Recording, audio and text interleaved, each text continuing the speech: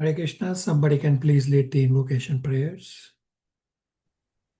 Hare Krishna Prabhu, can I do? Go ahead.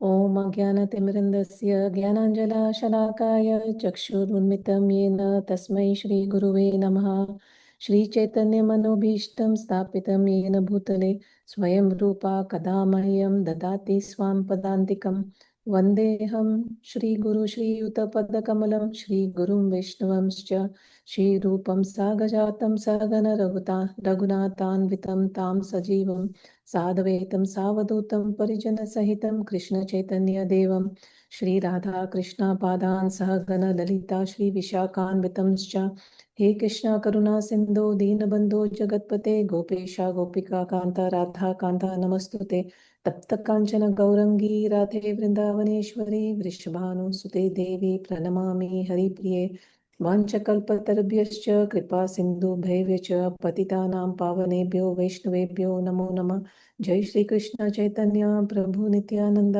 Shri Advaita Gadadhar श्रीवासादि गौर भक्त वृंदा हरे कृष्ण कृष्ण कृष्ण हरे हरे हरे राम राम राम हरे हरे ओम नमो भगवते वासुदेवाय ओम नमो भगवते वासुदेवाय ओम नमो भगवते वासुदेवाय हरे Krishna. Hare Krishna, thank you all for coming to read and discuss Srila Prabhupada and Krishna's instructions, and thank you in advance for taking the responsibility to apply these teachings in your respective lives. During my spiritual master, His Grace Vaishyadas Adhikari's recent visit to Toronto, his first statement to me, in full excitement, he said to me, "Is your team coming? Where's your team?" Instead of responding to my point, what I was talking, my spiritual master first remembered all the devotees across all the batches. And then later on, he responded to my point. So in Srimad Bhagavatam 3.4.35, Vidura cried very loudly because Krishna remembered Vidura immediately before Krishna left this material world to go to Goloka Vrindavan. So let's read 3.4.35 translation and purport, and you all let me know if any one of you get the same ecstasy as Vidura. Shivangi, 3.4.35 translation purport from the screen.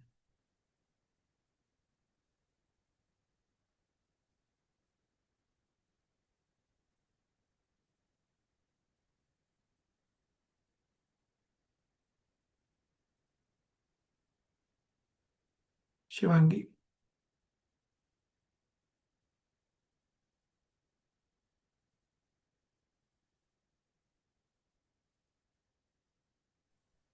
May I read, Prabhuji? Go ahead. Go ahead. Translation. Understanding that he was remembered by Lord Krishna while quitting this world, Vidura began to cry loudly, overwhelmed by the ecstasy of love. Purport. Vidura was overwhelmed by the ecstasy of love when he understood that Lord Krishna, the Supreme Personality of Godhead, thought of him at the last moment. Although he thought himself as insignificant, he was remembered by the Lord, by his countless mercy. Vidura accepted this as a great favor, and thus he cried. This crying is the last word in the progressive path of devotional service. One who can cry for the Lord in love is certainly successful in the line of devotional service. Hare Krishna. So my spiritual master also remembered all of you exactly as Krishna remembered Vidura. Any questions, comments, realizations? He is a great soul and following absolutely Krishna consciousness. It is very good fortune for us that Maharaj remembers Yeah, very us. good. Yeah, it definitely is a very good fortune. Hare Krishna Prabhu. Just to add, like I could come for a day and to get Maharaj's association for a moment, and secondly, to be able to do services on one day, and secondly, to be part of the ecstatic Kirtan Prabhu. Really, really consider myself to be blessed. Yeah, very good. Even by attending every day, attending the class also, I felt so good, Prabhuji. Even Yeah. though I have not seen him, Mm. I was feeling really great.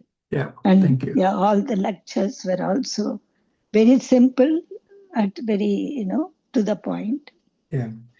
Yeah, thank you for listening to my spiritual master's lectures from the links The I sent. message is very clear and simple that every day we should follow all those beautiful messages. It is a reinforcement.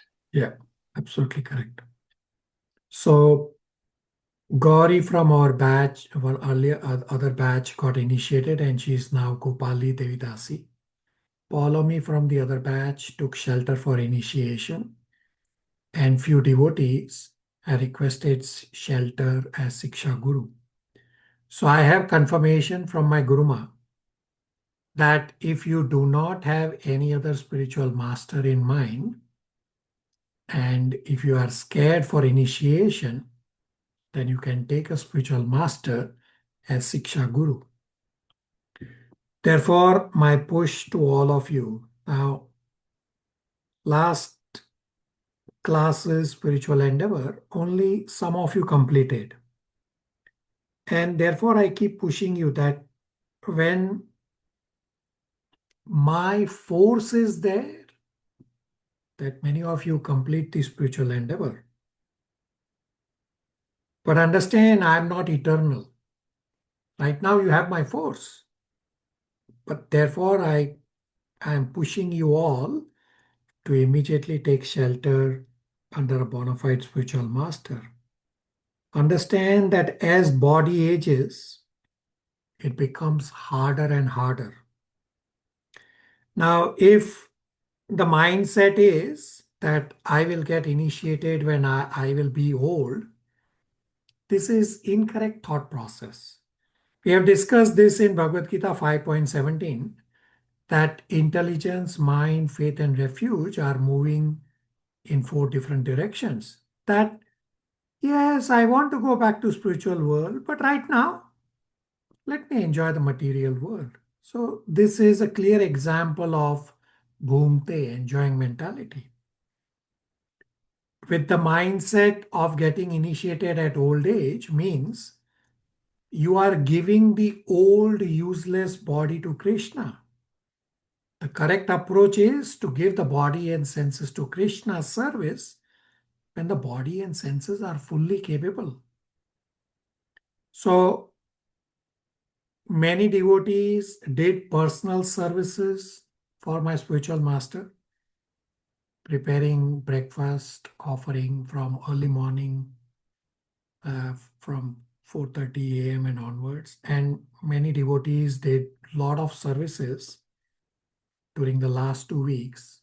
So for example, Shivangi and Shalini personally came, and how Mother Chandra Aunty described listening to lectures. That's also service. All got Maha Prasad. So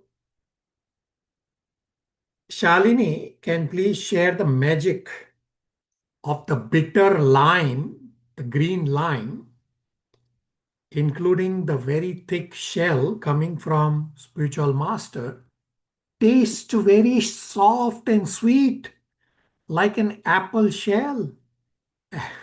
Shalini, you want to share that experience? Yes, Prabhuji, Hare Krishna. So, Prabhu had given me the skin, the outer shell of it was a yellow lime, and as a Maha Prasad.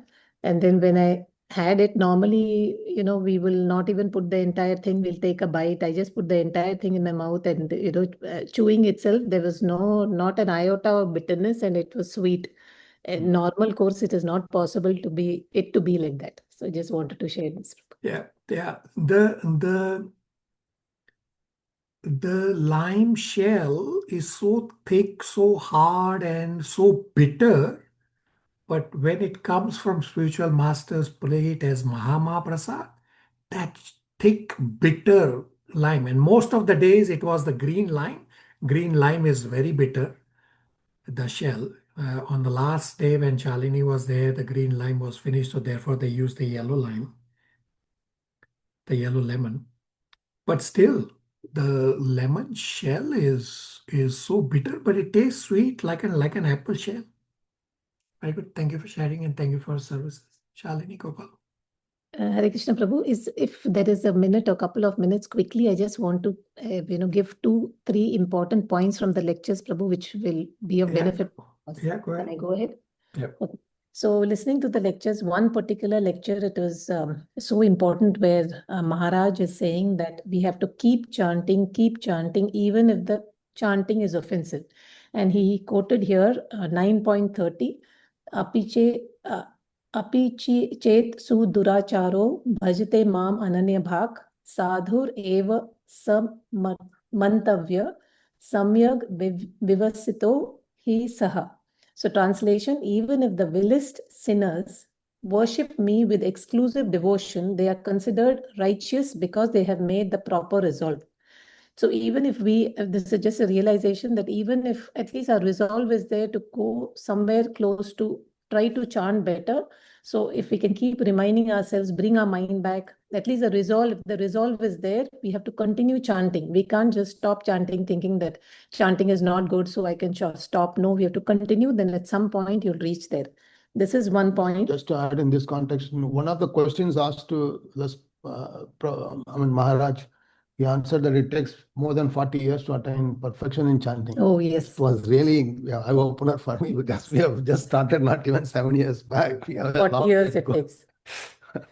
And then the second point was when we go out on book distribution, even if we have to look for the spark, even if there is a molecule of sincerity at any time in anyone, the Lord will be there. So we have to it is for us to create the moment for that person so that we can take him to Krishna. And then another one is, this is also very, striking. The second you start enjoying, you start suffering. Then the next one is material outcome and spiritual outcome points exactly in opposite direction. Material outcome is what I can get. Spiritual is what I can offer. Material outcome is power, whereas spiritual outcome is surrender. Then material outcome is enjoyment, whereas spiritual is service. Material is fame, spiritual is humility. Material is independent, we are independent of Krishna. Spiritual is we are dependent on Krishna. And material outcome is going to increase our ego. Spiritual outcome is leaving our ego. Just wanted to share this. Thank you. Hare Krishna. Yeah, thank you for listening to my spiritual masters and thank you for sharing important points. Very good. Any questions, comments, realizations, the rest of you, all of you?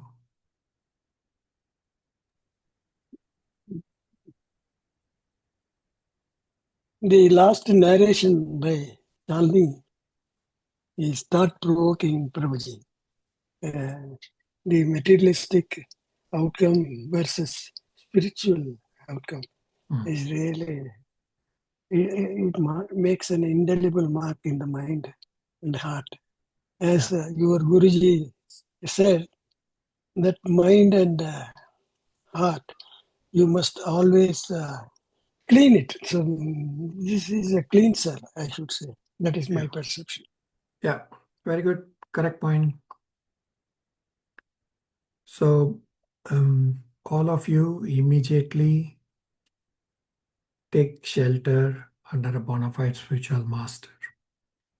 So one of the questions asked on the Google form is, what are the instructions for us? So it's an open-ended question.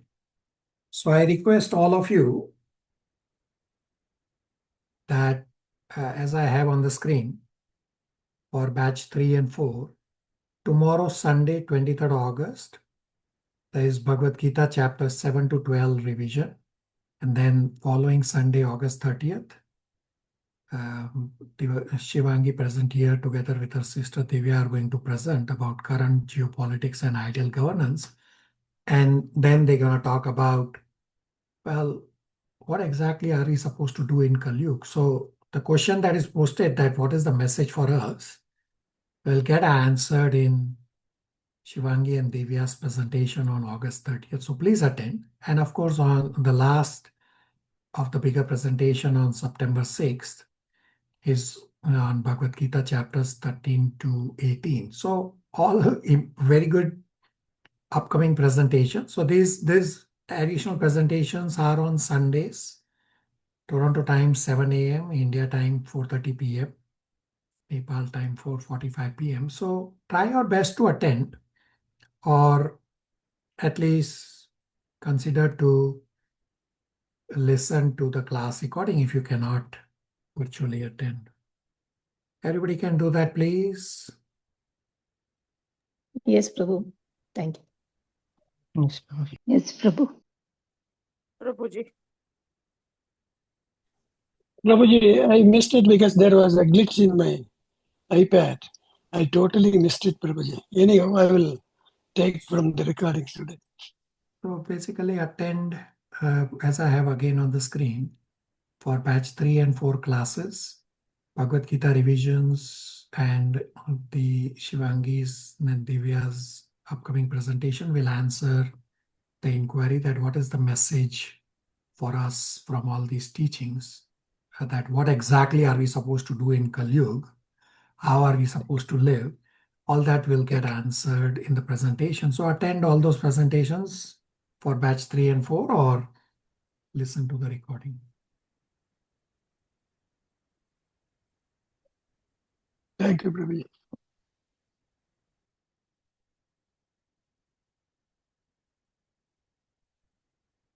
All right, so we will continue our discussion on Srimad Bhagavatam, Canto 5, Chapter 10, from verse 9 onwards, and we'll aim to finish this Chapter 10. The context is that in Canto 5, Chapter 10, which is titled The Discussion Between Jada Bharat and Maharaj Rahugana, Jada Bharat was forced to carry the palanquin of King Rahugana. And while carrying the palanquin, out of compassion to the ants, Jada Bharat moved erratically so as to not kill the ants. Therefore, King Rahugana used harsh and sarcastic words towards Jada Bharat. In response,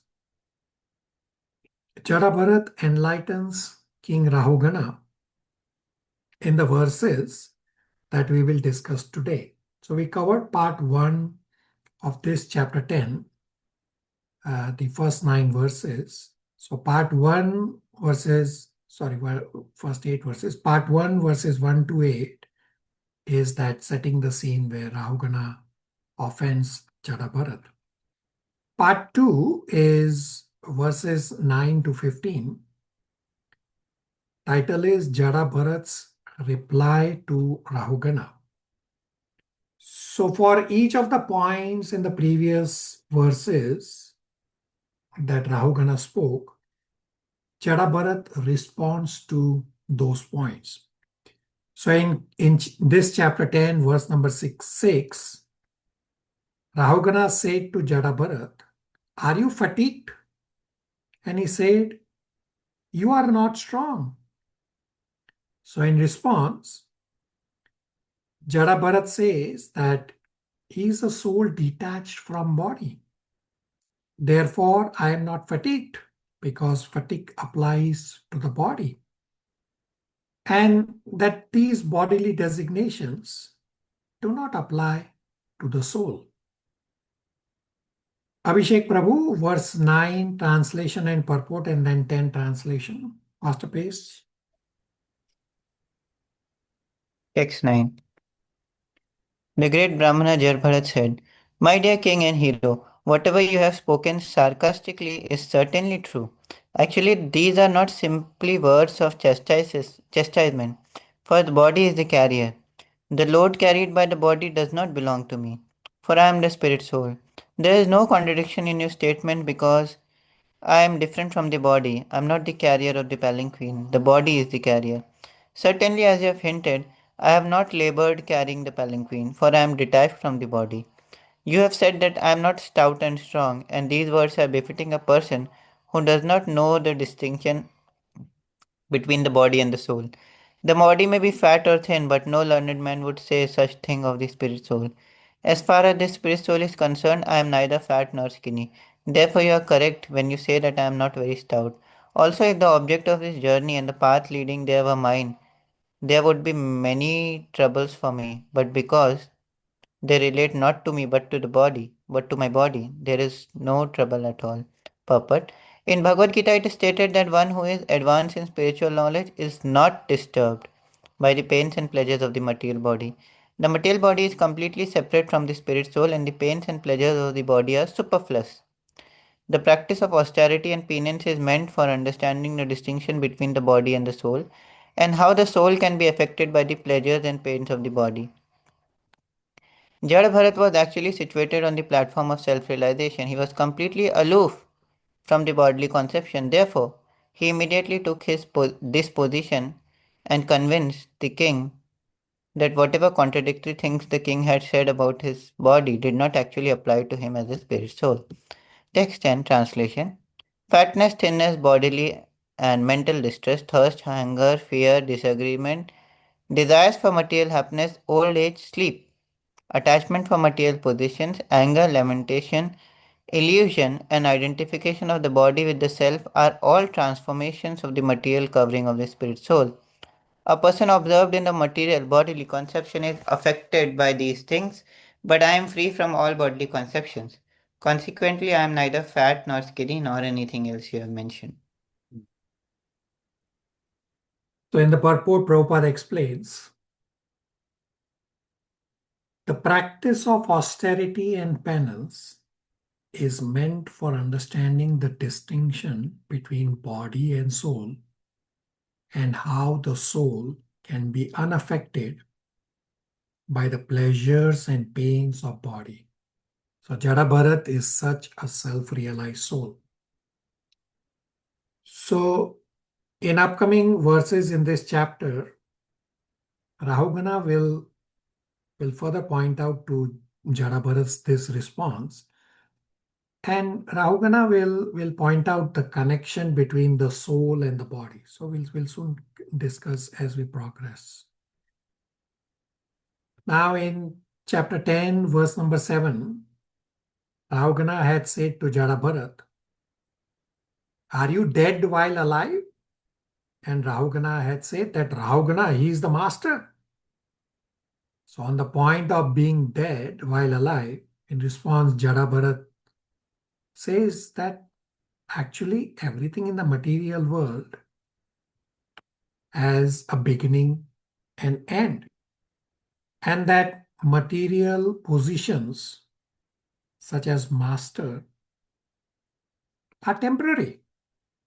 Today somebody is master and tomorrow the positions will reverse. Uncle will read verse 11 translation and purport.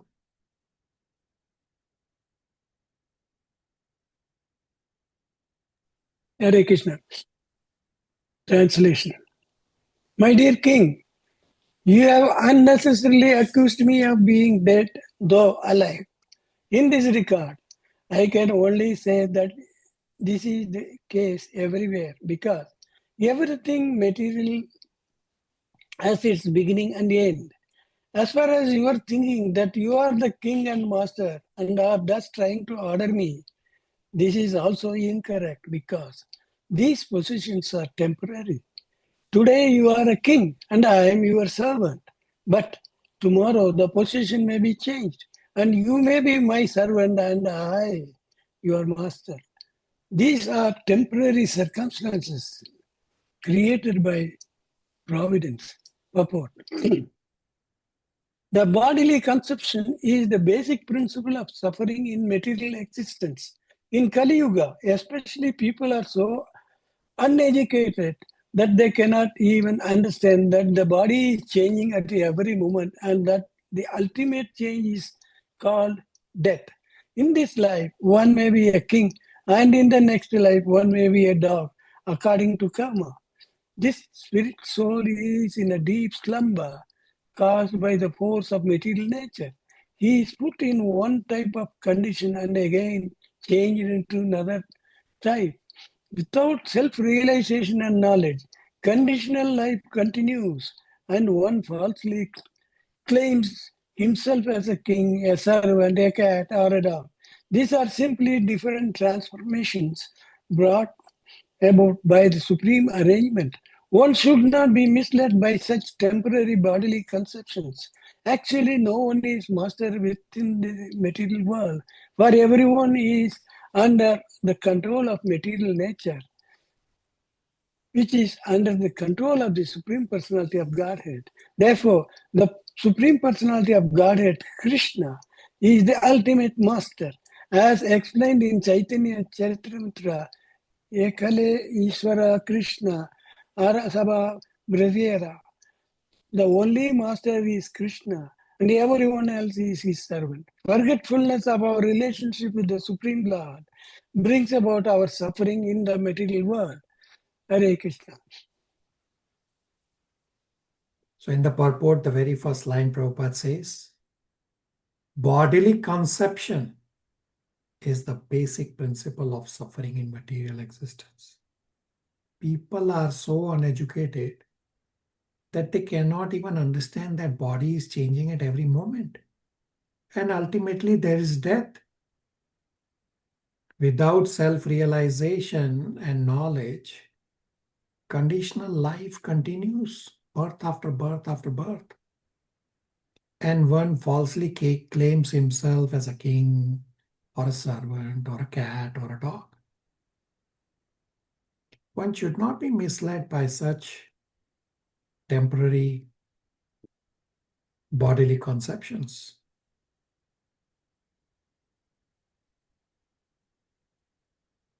In verse number 12,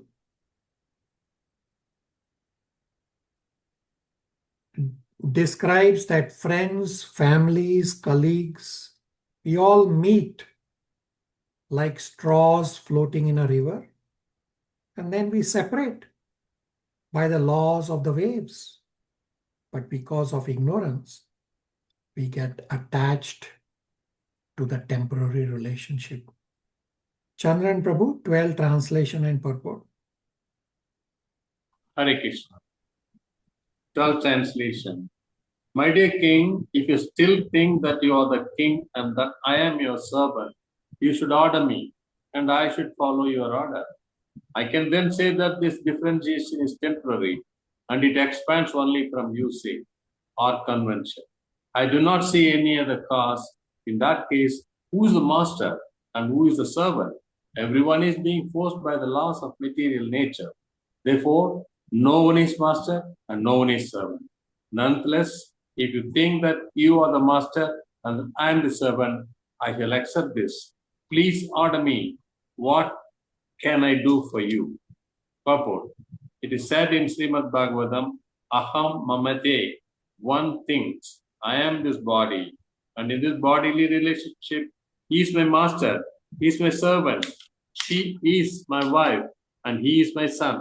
All these conceptions are temporary due to the inevitable change of body and the arrangements of material nature. We are gathered together like straws floating in the waves of an ocean, straws that are inevitably separated by the laws of the waves. In this material world, everyone is floating in the waves of the ocean of nescience, as described by Bhakti Vinoda Thakura, which is Mayavara Vasi Yacha Bese Kacha Abudubu by Jiva Krishna Dasa E Viswasa Karletha Ara Dukla Nai Srila Bhakti Vinoda Thakura states that all men and women are floating like straws on the waves of the material nature. If they come to the understanding that they are the eternal servants of Krishna, they will put an end to these floating conditions. As stated in Bhagavad Gita 3.37, Kama isa krodha isa rajo guna samubhava. Due to the mode of passion, we desire many things, and according to our desire or anxiety and according to the order of the Supreme Lord, material nature gives us certain type of body. For some time, we play as master or servant, as actors play on the stage under someone else's direction. While we are in the human form, we should put an end to this nonsensical stage performance. We should come to our original constitutional position, known as Krishna consciousness. At the present moment, the real master is material nature. Devi Hai Isakuna Mai Mama Maya Duratyaya. Bhagavad Gita 7.14. Under the spell of material nature, we are becoming servants and masters. But if we agree to be controlled by the Supreme Personality of Godhead and His eternal servants, this temporary condition ceases to exist. Hare Krishna. Right, so family, friends, colleagues, we all meet like straws floating in the river. And then we separate by the laws of the ways. But we are attached to these temporary because of ignorance. Forgetfulness of our relationship with the Supreme Lord brings about the suffering in the material world and causes us to be attached to the temporary. Due to mode of passion, we desire so many things. And according to our desire or anxiety, and according to the order of the Supreme Lord, material nature gives us a certain type of body.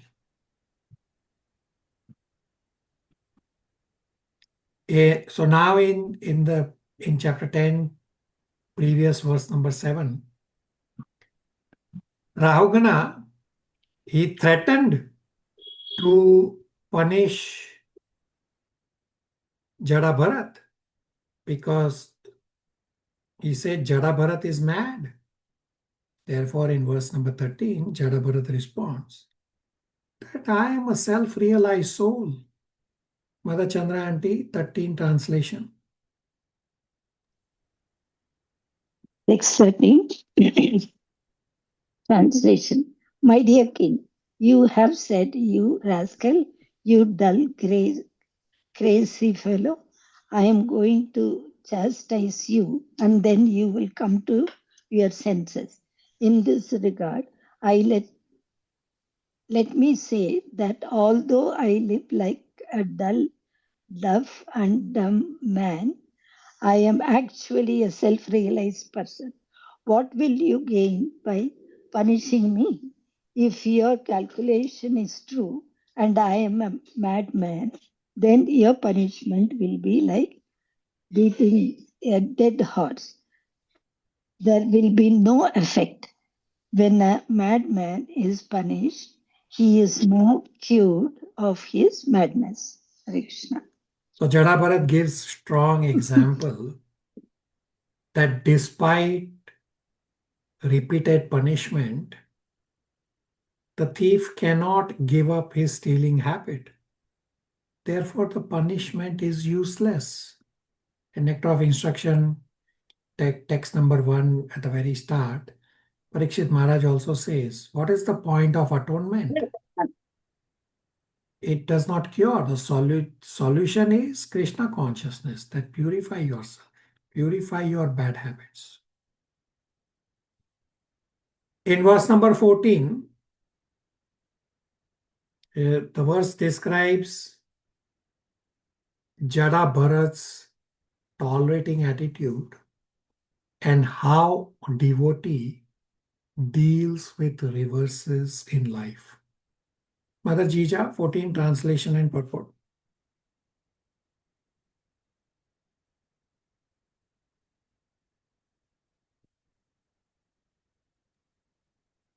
Text 14. Translation.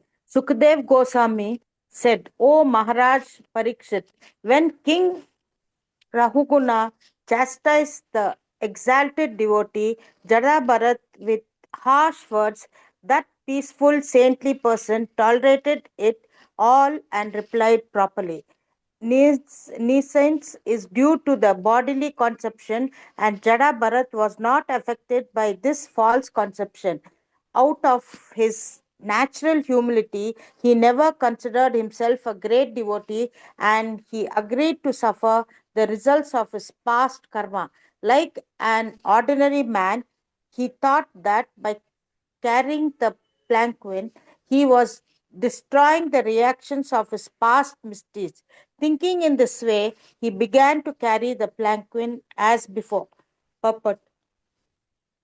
An exalted devotee of the Lord never thinks that he is a Paramahamsa or a liberated person. He always remains a humble servant of the Lord. In all reverse conditions, he agrees to suffer the results of his past life. He never accuses the Lord of putting him into a distressed condition. These are the signs of an exalted devotee. Tatte nukam pam susumikshayamanaha. When suffering reversed condition, the devotee always considers that the reverse condition are the Lord's concession. He is never angry with his master. He is always satisfied with the position his master offers. In any case, he continues performing his duty in devotional service. Such a person is guaranteed promotion back home, back to Godhead, as stated in Srimad Bhagavatam 10.14.8. Tatte nukampam swamik sammano bunjana evata kratam vipakam. Hriday vaprurbir vidhan namaste जीवते yo मुक्तिपदा so daya bhak. My dear Lord, one who constantly waits for your causeless mercy to be bestowed upon him and who goes on suffering the reactions of his past misdeeds, offering you respectful obeisances from the core of his heart, is surely eligible for liberation, for it has become his rightful claim. Hare Krishna. So qualities are described, the tolerating attitude of a devotee. That exalted devotee never thinks himself to be a Paramhamsa or a liberated person. In all reverses, the devotee humbly agrees to suffer the results of his past life. The devotee always considers that the reverse conditions are actually Lord's concessions. And he continues performing his devotional service duty. Such a person is guaranteed promotion back home, back to Godhead. Now, if you actually see through that, verse number 14 says that Jada Bharat simply tolerated. But Jada Bharat is actually responding to Rahugana. So how come where is the tolerance here? And a question may be asked that if Jada Bharat had no material identification, then why did Jada Bharat have the need to respond to Rahugana's words as if Jada Bharat is unable to tolerate? The answer is to destroy Rahugana's enjoying mentality and by mercifully teaching him the process of bhakti yoga. That's why Jada Bharat responded to Rahugana. And understand how he's responding. Jada Bharat is not fighting back. Jada Bharat is enlightening Rahugana. Everybody on the same page? Yes, Prabhu. Prabhuji, once again, would you please repeat that sentence? Yeah. To So, destroy Rahugana's? yeah. So the why Jada Bharat responded to Rahugana is to destroy Rahugana's enjoying mentality, and by mercifully teaching him the process of bhakti yoga. So in all his responses, Jada Bharat is calmly responding. He's not arguing, he's not fighting back. He's calmly responding to what the correct understanding should be of all the points that Rahugana explained. Thank you. Abhishek. Prabhu, in one of the translation, Jada Bharat says that I am a liberated soul, or something like that. So I just wondering that generally, as it was also discussed here, that devotees don't say that they are liberated. It seemed little. Yeah, exactly the point I'm pointing out here, that why is Jada Bharat responding? If he is supposed to tolerate, why is he responding? So understand, this is the situation created by the Lord for teaching. Jada Bharat's this chapter and next chapter also, and throughout this whole section, there are a lot of learnings. Right? So Jada Bharat is definitely a Paramhamsa. He's not saying it loud to everybody. Look, I am Paramhamsa. No, it's just he's saying this to Rahugana just to educate and enlighten Rahugana. He's not saying this to the whole world. It's only responding to specifically to Rahugana's points, and specifically only to Rahugana. Abhishek?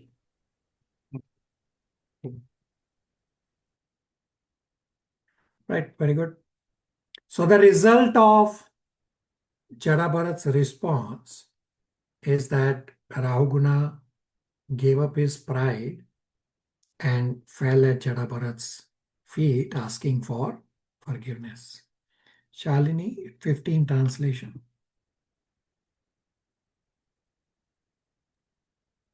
Hare Krishna. Translation. Sukdev Goswami continued, O best of the Pandu dynasty, Maharaja Parikshit, the king of the Sindhu and Sauvira states, Maharaja Rahugana, had great faith in discussions of the absolute truth. Being thus qualified, he heard from Jada Bharat that philosophical presentation which is approved by all scriptures on the mystic yoga process and which slackens the knot in the heart. His material conception of himself as a king was thus destroyed. He immediately descended from the palanquin and fell flat on the ground with his head at the lotus feet of Jada Bharat in such a way that he might be excused for his insulting words against the great Brahmana. He then prayed as follows. Hare Krishna. So Rahugana realizes his mistake and is asking for forgiveness. So this Rahugana's forgiveness will continue in the next set of few verses. That part 3 is verses 16 to 20. Title is Rahugana's humble submission. Shalini will read 16 and 17 translation. So Rahugana makes inquiries and fears offending the Brahmana. Hare Krishna. Text 16 translation. King Rahugana said, O Brahmana, you appear to be moving this world very much covered and unknown to others. Who are you? Are you a learned Brahmana and saintly person? I see that you're wearing a sacred thread. Are you one of those exalted, liberated saints such as Dattatreya and other highly advanced learned scholars? May I ask whose disciple you are? Where do you live? Why have you come to this place? Is your mission in coming here to do good for us? Please let me know who you are. Text 17. My dear sir, I am not at all afraid of the thunderbolt of King Indra, nor am I afraid of the serpentine, piercing trident of Lord Shiva. I do not care about the punishment of Yamraj, the superintendent of death, nor am I afraid of fire, scorching sun, moon, wind, nor the weapons of Kuvera. Yet I am afraid of offending a Brahmana. I am very much afraid of this. Hare Krishna. Right, so Rahugana makes a lot of inquiries that who are you? Have you come here to enlighten us? And he's asking for forgiveness because he is afraid that Rahugana has offended a Brahmana. Gopal will read 18, 19, 20 translation that Rahugana inquires, what is the most secure shelter in this world? Hare Krishna. Text 18 translation. My dear sir, it appears that the influence of your great spiritual knowledge is hidden. Factually, you are bereft of all material association and fully absorbed in the thought of the Supreme. Consequently, you are unlimitedly advanced in spiritual knowledge. Please tell me, why are you wandering around like a dullard? O great saintly person, you have spoken words approved by the yogic process, but it is not possible for us to understand what you have said, and therefore kindly explain it. Text 19, translation. I consider your good self the most exalted master of mystic power. You know the spiritual science perfectly well. You are the most exalted of all learned sages, and you have descended for the benefit of all human society. You have come to give spiritual knowledge, and you are a direct representative of Kapila Deva, the incarnation of God, and the plenary portion of knowledge. I am therefore asking you, O spiritual master, what is the most secure shelter in this world? Text 20, translation. Is it not a fact that your good self is the direct representative of Kapila Deva, the incarnation of the Supreme Personality of Godhead? To examine people and see who is actually a human being and who is not, you have presented yourself to be a deaf and dumb person. Are you not moving this way upon the surface of the world? I am very attached to family life and worldly activities. I am blind to spiritual knowledge. Nonetheless, I am now present before you and I am seeking enlightenment from you. How can I advance in spiritual life? Hare Krishna. Right, so Rahugana now realizes that Jada Bharat is an elevated devotee and he makes the right inquiries that what is the most secure shelter in this world and how can I advance in spiritual life? Questions, comments, realizations so far?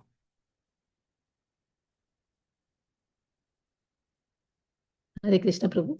So just one realization like this chapter and Jada Bharat's personality and the teachings of the interactions with King Rahugana are very, very much practical and for us to continue applying in our daily life. That's it. Absolutely correct. Prabhuji, my realization, Rahugana, even though he is the king, normally the kings are whatever they feel or perceive or they think is right. But in his case, he has recognized that Jada Bharat is a divine soul and comes down and then accepts and seeks his advice how to advance in spiritual life. That is it is a noble quality, I feel. You are absolutely correct. In one of the purports in this chapter, and it's an upcoming verse where explains the qualities during Vedic times that kings and leaders knew how to get citizens out of material entanglement, and kings and leaders were guided by spiritually elevated personalities. Therefore, everything was perfect. So Rahugana himself is also a Raj Rishi. Therefore, he recognizes. So Rahugana is also understanding and has the inclination towards absolute truth. Therefore, he is able to see the qualities of Jada Bharat. And he realizes that a Vaishnava is at a higher status than a king. Therefore, he falls down and offers obeisances and asks for forgiveness. So, very good point, and it's actually there in one of the purport, what I just described.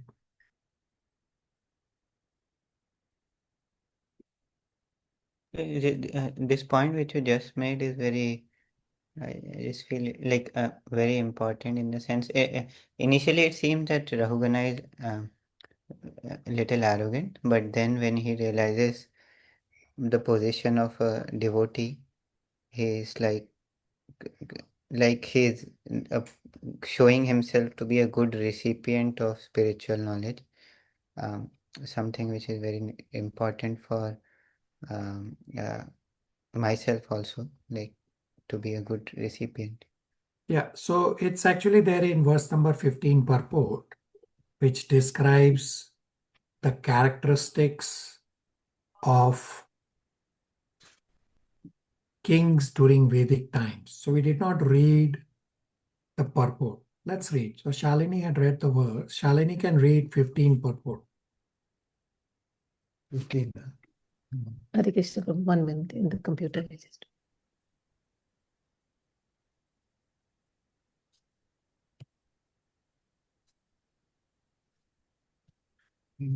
Purport. Yes. 15.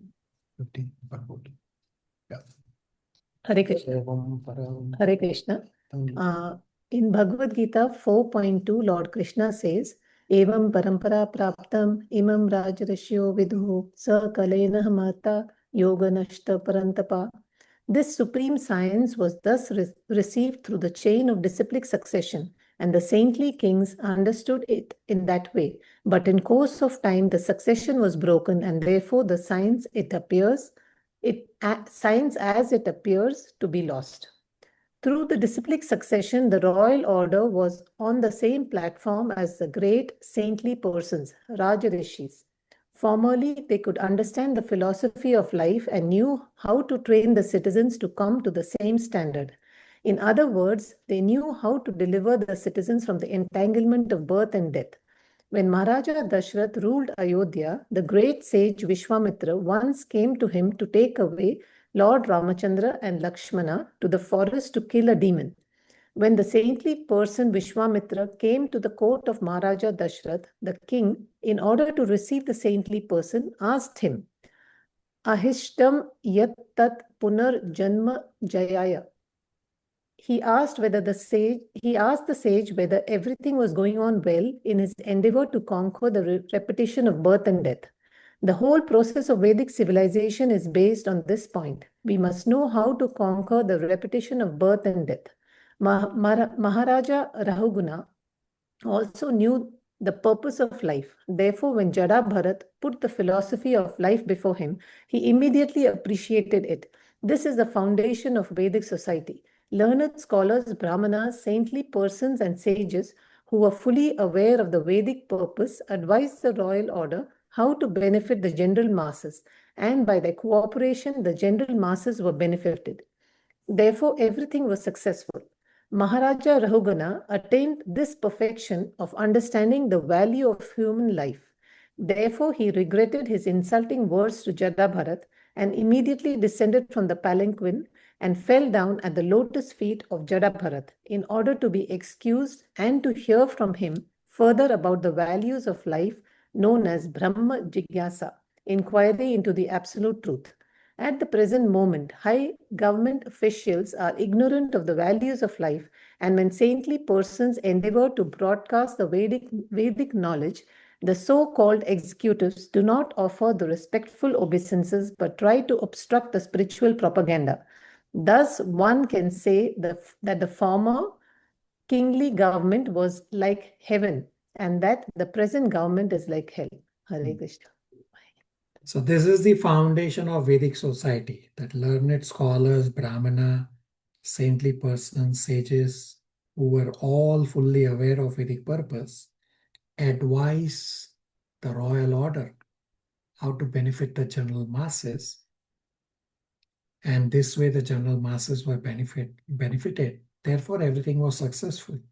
So we heard 4.2 and the word Raj Rishi. So previously, the kings could understand the philosophy of life and they knew how to train the citizens to get out of the entanglement of birth and death.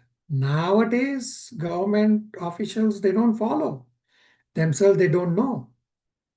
Therefore, previously, even though it was monarchy was like heaven and present government is like hell.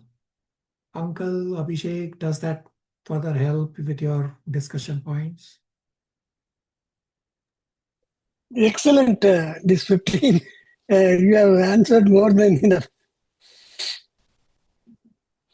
Yes, Prabhuji. And it is also nice to see that how, like, same text I am reading and other devotees are also reading, and people are sharing different realizations, which I know that I missed when I was first listening. Yeah, you are correct. So therefore, we hear in devotee association and get everybody's perspective, right? Our classes are interactive, two-way, right? If I just keep talking and talking and talking and talking, half of you will sleep, or when you keep talking, I will sleep. Therefore, it's interactive, which keeps churning Krishna consciousness. So there is a verse, a set of 3 verses in Chaitanya Charitamrita, that the role of gopis is to keep expanding Krishna's pastime. Means they hear the pastime one time and then they discuss, the gopis, they discuss among themselves and they keep churning to get newer and newer meanings and newer depth of from that same pastime. So that's exactly what Abhishek Prabhu is also realizing, that how other devotees have other points. Every point is relevant. So thank you again for all of you listening and discussing with rapt attention. Shalini Gopal. Hare Krishna Prabhu, there's just one, when I was reading the purport, Prabhu, only one thing came to my mind again, like saintly persons like Prabhupada, how in India, he was having all kinds of objections and nobody was willing to, listen to the method of Krishna being supreme and, all scriptures, and how his spiritual master asked him to come abroad and then, at least to do here, and then what is the result of everything. And just that came to Hare Krishna. Yeah, very good. In continuation of Shalini's narrative now, very frequently, Prabhuji, trust me, whenever either we read, attend classes, or do spiritual endeavor, something comes to my mind. How Prabhupada has narrated, there are certain things you cannot express in words and put it in writing. And this Srimad Bhagavatam, I really feel how he must be a divine person, otherwise it is not possible. Yeah, you are to absolutely convey correct. this message. You are absolutely correct that definitely Srila Prabhupada is divine. We have discussed this in Bhagavad Gita chapter 6, around verse 40 to 43, 44, that Srila Prabhupada directly came from spiritual world. So Srila Prabhupada even today and before coming to material world, Srila Prabhupada is a Manjari, directly serving Srimati Radharani. And Krishna directly asked Prabhupada to go to material world to write and spread Krishna consciousness. So in one of the purports in Bhagavad Gita chapter 6, should be around verse 43, 44,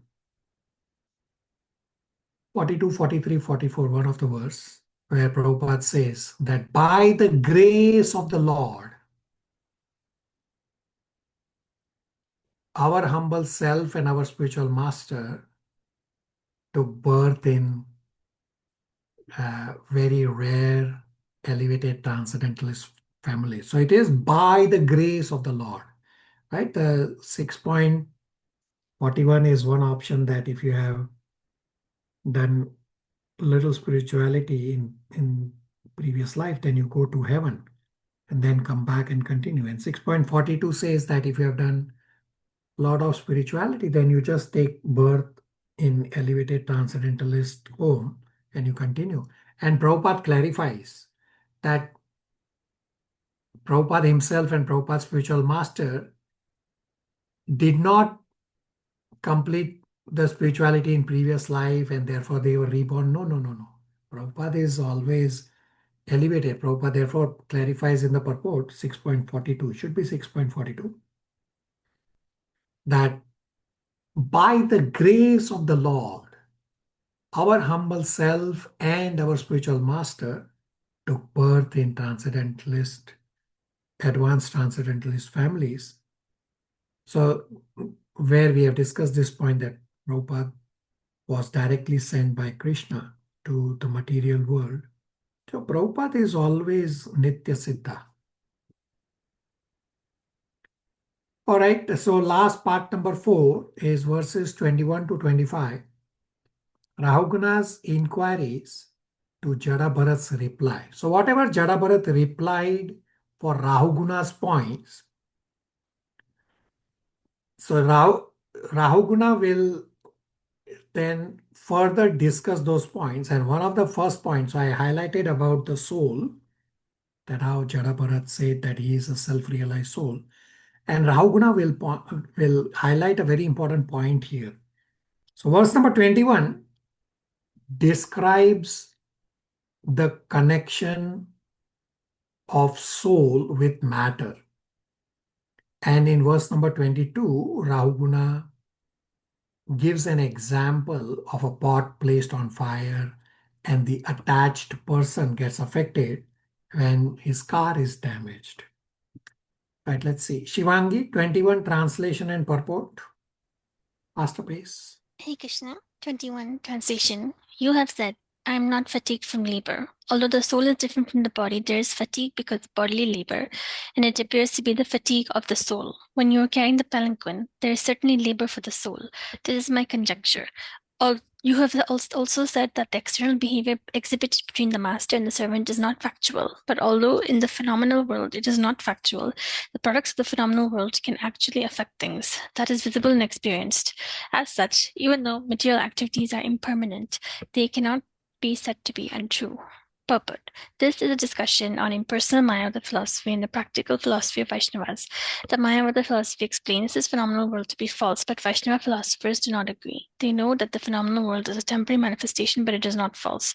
A dream that we see at night is certainly false, but a horrible dream certainly affects the person seeing it. The soul's fatigue is not factual, but as long as one is immersed in the illusory bodily conception, one is affected by such false dreams. When dreaming, it is not possible to avoid the actual facts, and the conditioned soul is forced to suffer due to his dreams. A water pot is made of earth and is temporary. Although there is no water pot, there is simply earth. However, as long as the water pot can contain water, we can use it in that way. It cannot be said to be absolutely false. So Mayavad philosophy explains that this phenomenal world is false. That is not correct. Vaishnava philosophers know that this phenomenal world is temporary manifestation, but it is not false. So although the soul is different from the body, there is still fatigue because of bodily labor, and it appears to be fatigue of the soul. And he gives an example of a dream that we see at night. A dream is certainly false, but a horrible dream certainly affects the person seeing it. The soul's fatigue is not factual, but as long as one is immersed in the illusory bodily conception, one is affected by such false dreams. So when dreaming, it is not possible to avoid actual facts. The conditioned soul is forced to suffer due to his dream. So we have discussed this in Bhagavad Gita chapter 13, verse number 7. that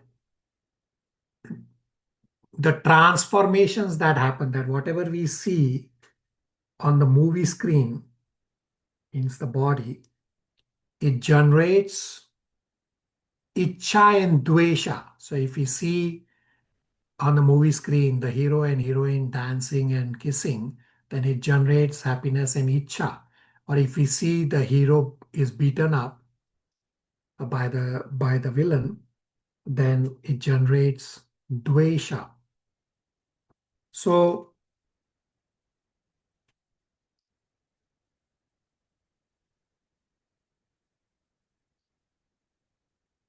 this discussion that how the soul still gets affected by whatever happens in the body gets further clarified in the next verse.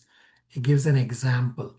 Gopal Prabhu, 22 translation and purport, faster pace, and then we'll pause to discuss. Hare Krishna. Text 22 translation. King Rahugana continued, "My dear sir, you have said that designations like bodily fatness and thinness are not characteristics of the soul.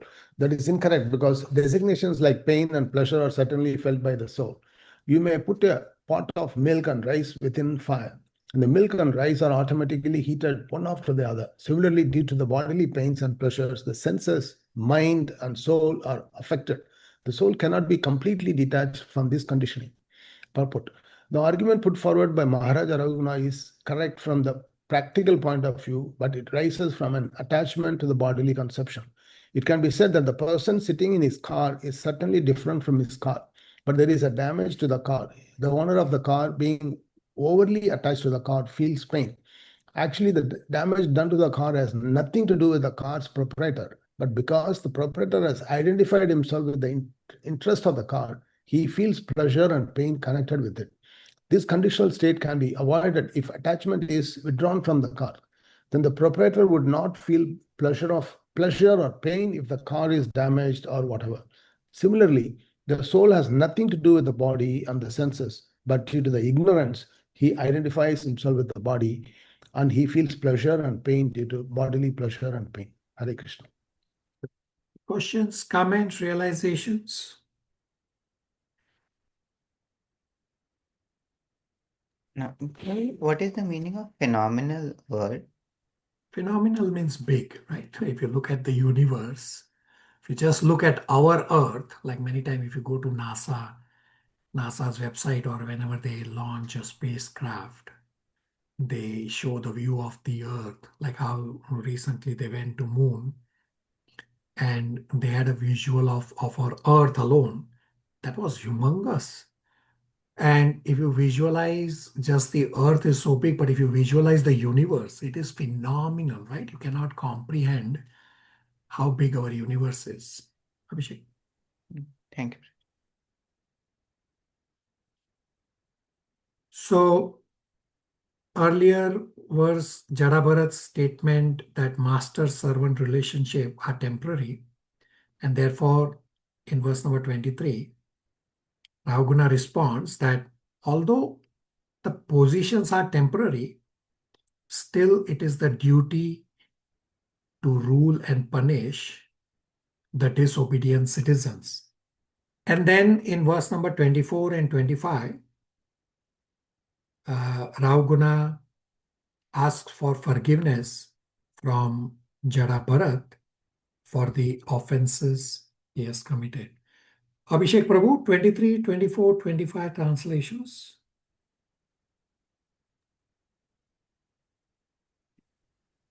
Text 23. My dear sir, you have said that the relationship between the king and the subject or between the master and the servant are not eternal. But although such relationships are temporary, when a person takes the position of a king, his duty is to rule the citizens and punish those who are disobedient to the laws. By punishing them, he teaches the citizens to obey the laws of the state. Again, you have said that punishing a person who is deaf and dumb is like chewing the chewed or grinding the pulp. That is to say, there is no benefit in it. However, if one is engaged in his own occupational duty as ordered by the Supreme Lord, his sinful activities are certainly diminished. Therefore, if one is engaged in his occupational duty by force, he benefits because he can vanquish all the sinful activities in that way. Text 24.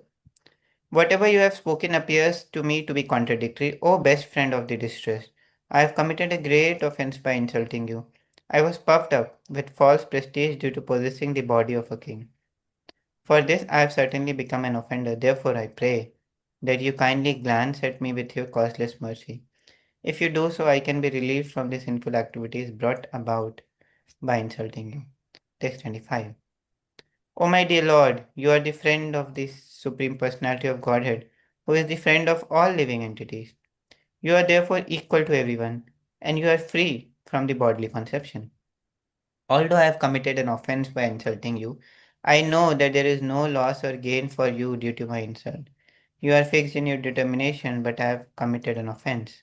Because of this, even though I may be as strong as Lord Shiva, I shall be vanquished without delay due to my offense at the lotus feet of a Vaishnava.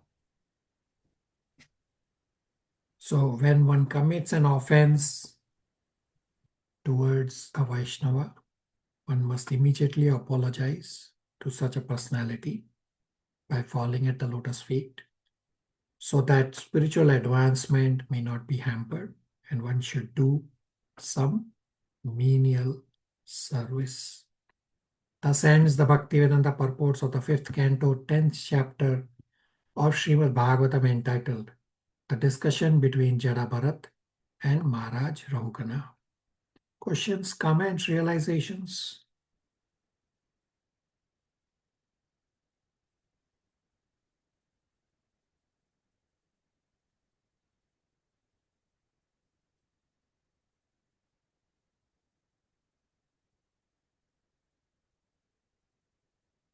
All right, spiritual endeavor questions.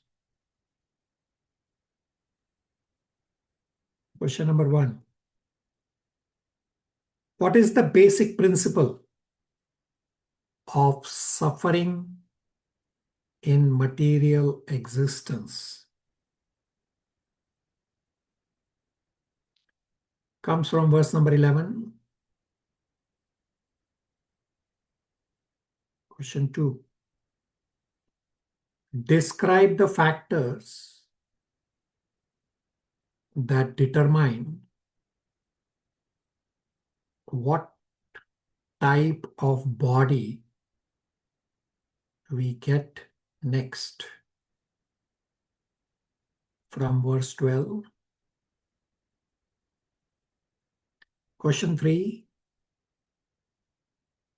How does a devotee deal with reverses? From verse 14. Question 4. Describe some of the characteristics of Vedic kings. From verse number 15. And for your next class, read Canto 5, chapters 11 and 12.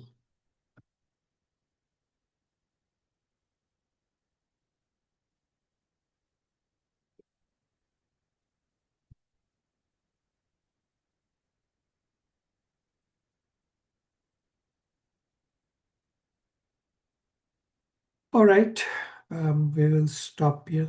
Hare Krishna. Hare Krishna. Thank you. Hare Krishna, Thank you, Prabhuji. Prabhuji. Thank you so much.